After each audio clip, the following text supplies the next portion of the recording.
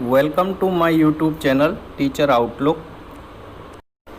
Class 12th Rainbow Lesson number 1 Water, written by Professor C.V. Raman. Video part 2. इस lesson के पहले 3 paragraph हमने पहले वीडियो में समझ लिए हैं। आप चैनल पर जाकर के पहला वीडियो देख सकते हैं और आज ये दूसरा वीडियो हम चौथे पैराग्राफ से कंटिन्यू करेंगे।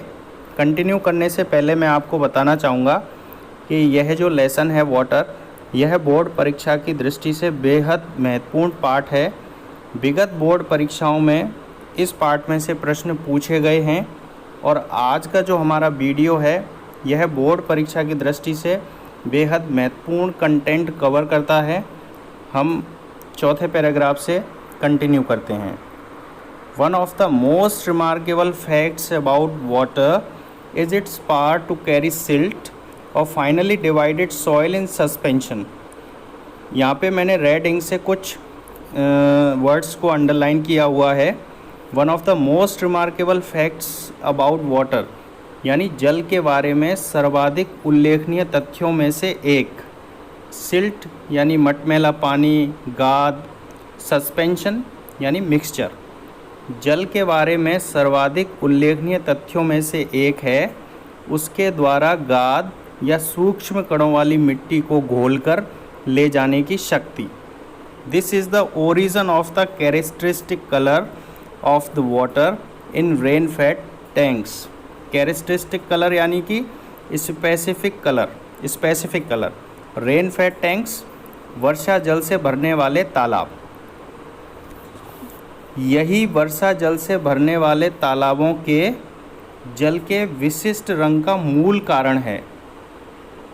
This colour varies with the nature of the earth in the catchment area. In the catchment area यानी जल ग्रहण क्षेत्र में मिट्टी की प्रकृति के अनुसार यह रंग परिवर्तित होता रहता है। And is most vivid immediately after a fresh inflow following rain. और वर्षा के तुरंत बाद बहकर आए जल में यह रंग सर्वाधिक स्पष्ट होता है। Vivid, clear and bright. Swiftly flowing water यानी तेजी से बहता हुआ जल। Swiftly flowing water can carry fairly large and heavy particles. Fairly large and heavy particles काफ़ी बड़े और भारी कण। Swiftly flowing water can carry fairly large and heavy particles। तेजी से बहता हुआ जल अपने साथ काफ़ी बड़े और भारी कणों को बहाकर ले जा सकता है। The finest particles however remain floating within the liquid in spite of their greater density। Density यानी घनत्व। हालांकि सर्वाधिक सूक्ष्म कण अपने अधिक डेंसिटी यानी घनत्व के बावजूद भी जल में तैरते रहते हैं। And are carried to great distances. Great distances यानी काफ़ी दूर और काफ़ी दूर तक ले जाए जा सकते हैं। Such particles are of course extremely small. इस प्रकार के कण वास्तव में अत्यधिक छोटे होते हैं। But their number is great, परंतु वे संख्यात्मक रूप से ज़्यादा होते हैं। Incredibly large amounts of solid matter can be transported in this way. Incredibly यानी अविश्वसनीय रूप से ठोस पदार्थों की बड़ी मात्रा एक स्थान से दूसरे स्थान पर पहुंचाई जा सकती है। Large amounts of solid matter, ठोस पदार्थों की बड़ी मात्रा। When silt laden water mixes with the salt water of the sea, silt laden water यानी गाद या मटमैला जल। When silt laden water mixes with the salt water of the sea, जब गाद या मटमैला जल समुद्र के खारे जल से मिलता है, there is a rapid precipitation of the suspended matter. तो सस्पेंडेड मैटर यानी बहाकर लाए हुए पदार्थ का अब क्षेपण तेजी से होता है। प्रिसिपिटेशन यानी अवक्षेपण। This can be readily seen, यह तब बड़ी आसानी से देखा जा सकता है। रेडिली यानी easily. When one travels by steamer down a great river to the deep sea, जब कोई व्यक्ति स्टीमर द्वारा किसी बड़ी नदी से गहरे समुद्र की ओर यात्रा करे, यानी कि जब कोई व्यक्ति स्टीमर द्वारा किसी बड़ी नदी से गहरे समुद्र की ओर यात्रा करे, तब यह बड़ी आसानी से देखा जा सकता है। The colour of the water changes successively. Successively यानी continuously. The colour of the water changes successively from the muddy red और brown of silt through varying shades of yellow and green finally to the blue of the deep sea. जल का रंग निरंतर मटमैला लाल यानी muddy red या गाद के भूरे रंग से, ब्राउन ऑफ सिल्ट या गाद के भूरे रंग से, पीले और हरे रंग की विभिन्न शेड्स यानी रंगतों से होता हुआ अंत में गहरे समुद्र के नीले जल में बदल जाता है। Those great tracts of land have been formed by silt. Those great tracts of land have been formed by silt, thus deposited is evident on an examination of the soil in alluvial areas. Alluvial areas यानी areas made by flood water, जलोढ़ क्षेत्र। जलोढ़ क्षेत्रों में soil के परीक्षण से स्पष्ट होता है कि जल द्वारा बहाकर लाई गई इस प्रकार की मिट्टी के जमा होने से ग्रेट ट्रैक्ट्स ऑफ लैंड, भूमि के विशाल भाग, फॉर्म्ड यानी निर्मित हुए हैं। Such land consisting as it does of finely divided matter, such land consisting as it does of finely divided matter is usually very fertile. ऐसे भूखंड अत्यंत सूक्ष्म पदार्थों से मिलकर बना होने के कारण प्राय बहुत उपजाऊ होते हैं, फर्टाइल होते हैं। नेक्स्ट पैराग्राफ पढ़ते हैं। The flow of water has undoubtedly played a great part and A beneficent one in the geological process. Geological process यानी भूगर्भीय प्रक्रिया। निसंदेह जल के प्रवाह ने भूगर्भीय प्रक्रियाओं में एक बड़ी एवं लाभदायक भूमिका निभाई है। By which the soil on the earth surface has been formed from the rocks of its crust, जिसके द्वारा भूगर्भीय चट्टानों से पृथ्वी की सतह की मिट्टी का निर्माण हुआ है। रॉक्स यानी कि चट्टान, क्रस्ट यानी inner part. The same agency, however, under appropriate conditions, हालांकि यही माध्यम, एजेंसी यानी माध्यम, समुचित स्थितियों में can also play a destructive part and wash away the soil, which is the foundation of all agriculture, विनाशकारी भूमिका भी निभा सकता है और मिट्टी यानी सॉइल को बहाकर ले जा सकता है। कौन सी मिट्टी और सॉइल? जो संपूर्ण कृषि का आधार है।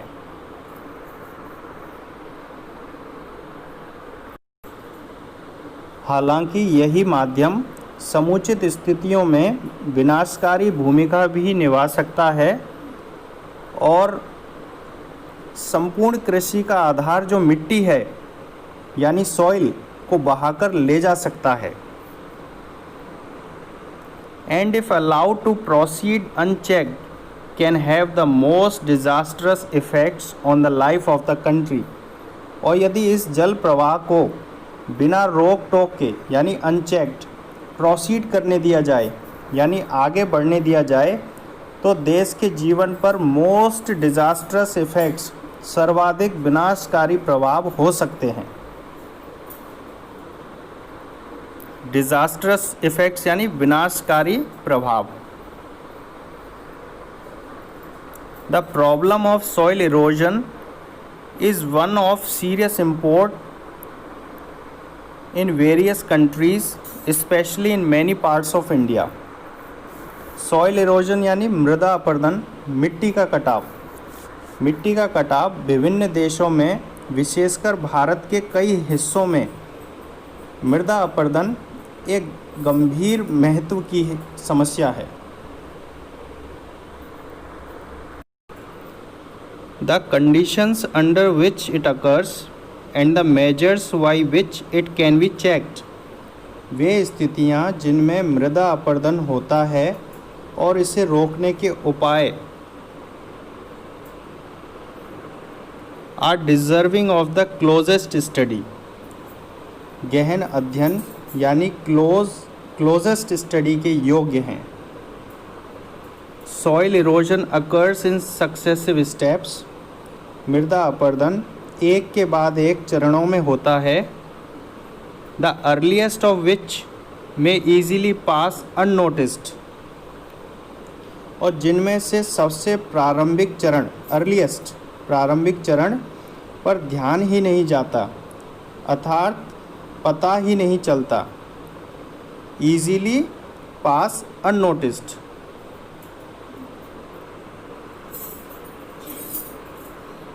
इन द लेटर स्टेजेस, बाद के चरणों में। In the later stages the cutting up and washing away of the earth is only too painfully apparent in the formation of deep gullies and ravines which make all agriculture impossible. बाद के चरणों में मिट्टी का कटाव और मिट्टी बह जाने से बनी गहरी नालियाँ एवं कंदराएँ या दर्रे, डीप गुलीज एंड रेवेन्यूज, संपूर्ण कृषि को असंभव बना देते हैं। यह पेनफुली होता है। Sudden bursts of excessively heavy rain resulting in a large run of surplus water is the principal factor in causing soil erosion. अत्यधिक भारी वर्षा, excessively heavy rain का अचानक विस्फोट यानी कि सडन बस्ट के परिणाम स्वरूप अधिशेष जल, सरप्लस वाटर, बह जाता है। यह मृदा अपरदन का मुख्य कारण है। यानी कि अत्यधिक भारी वर्षा का अचानक विस्फोट के परिणाम स्वरूप अधिशेष जल बह जाता है, यह मृदा अपरदन का मुख्य कारण है। Contributory causes are the slope of the land, removal of the protective coat of vegetation,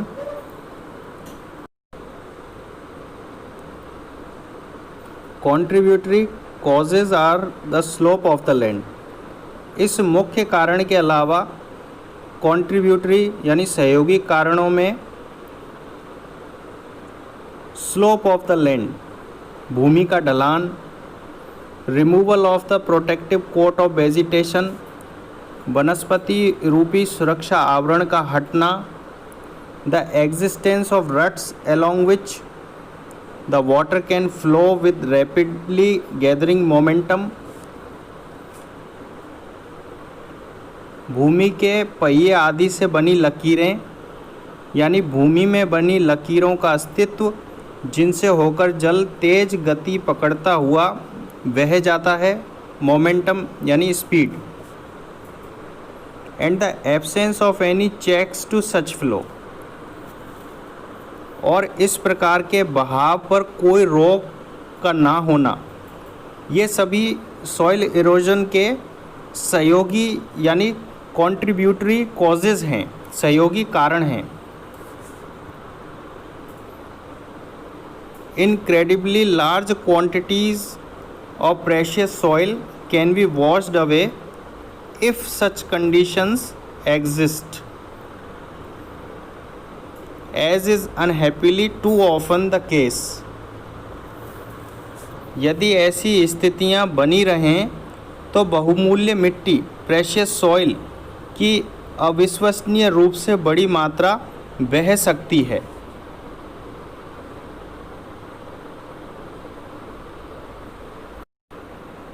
the मीनेंस यानी संकट, the मीनेंस which soil erosion presents to the continuance of successful agriculture is an alarming one in many parts of India.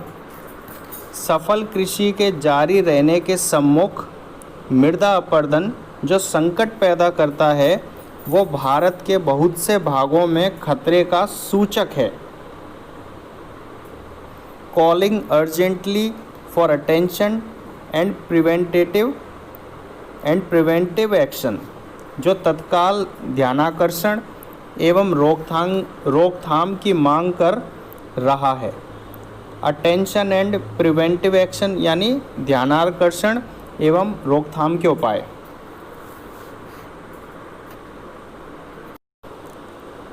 The terracing of the land, the construction of bunds to check the flow of water, the practice of contour cultivation and the plantation of appropriate types of vegetation are amongst the measures that have been suggested. भूमि को सोपानकृत करना, जल के बहाव को रोकने के लिए बंधों का निर्माण यानी बंड्स का निर्माण, सीढ़ीदार खेती की प्रथा यानी practice of contour cultivation and the planting of appropriate types of vegetation और समुचित प्रकार की वनस्पति लगाना, ये सभी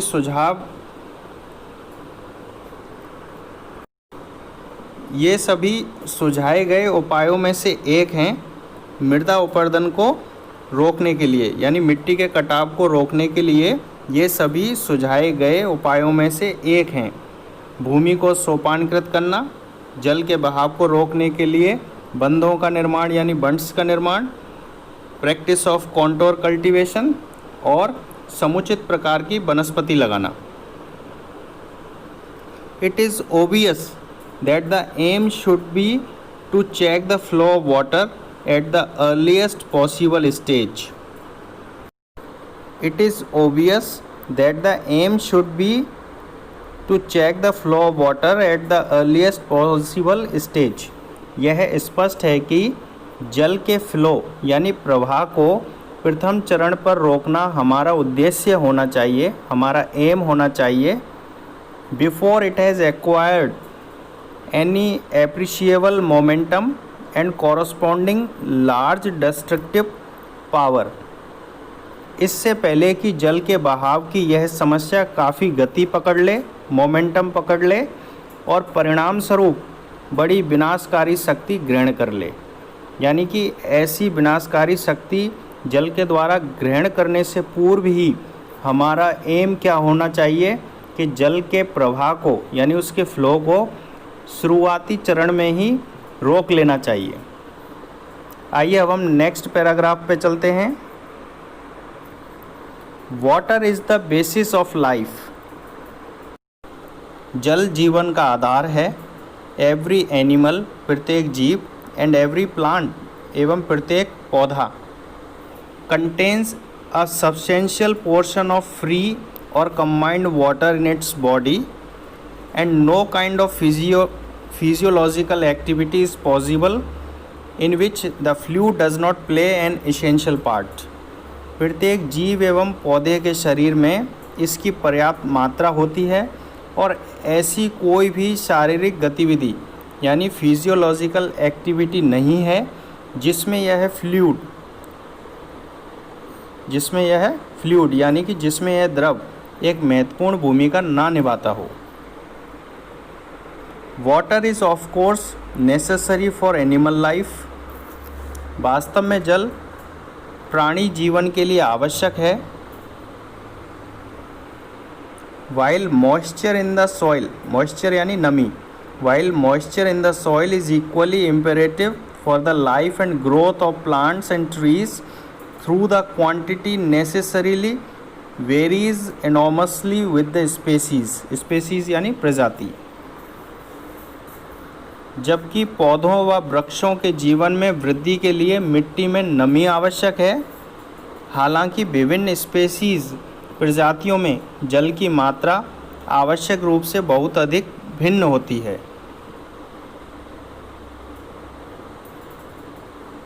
the conservation and utilisation of water is thus fundamental for human welfare.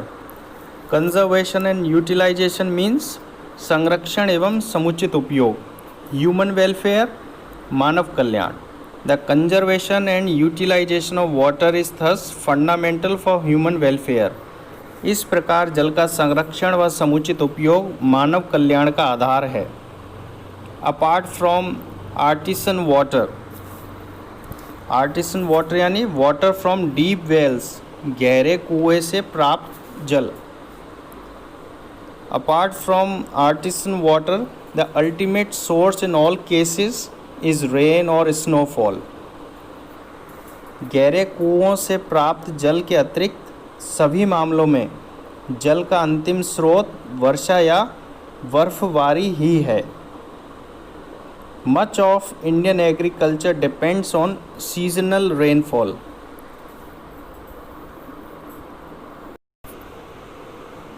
Much of Indian agriculture depends on seasonal rainfall. Seasonal rainfall यानी मौसमी वर्षा।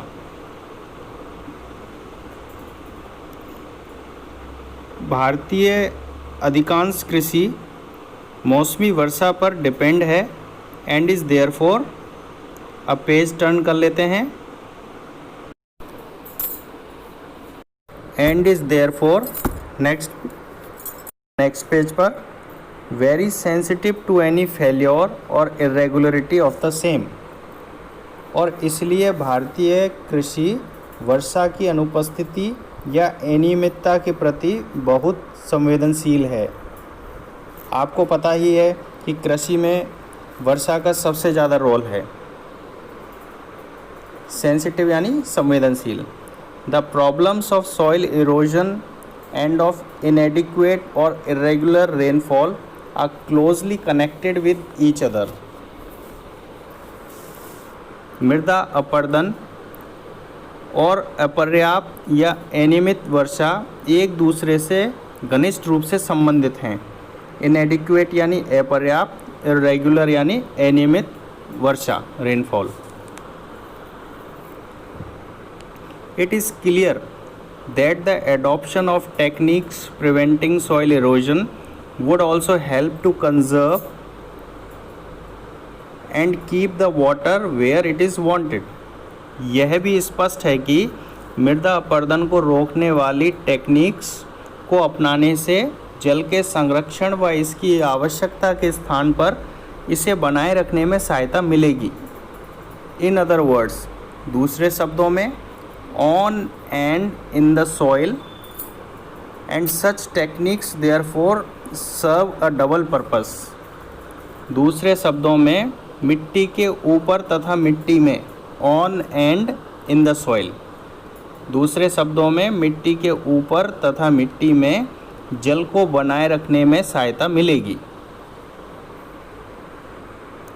It is evident however that in a country having only seasonal rainfall an immense quantity of rainwater must necessarily run off the ground।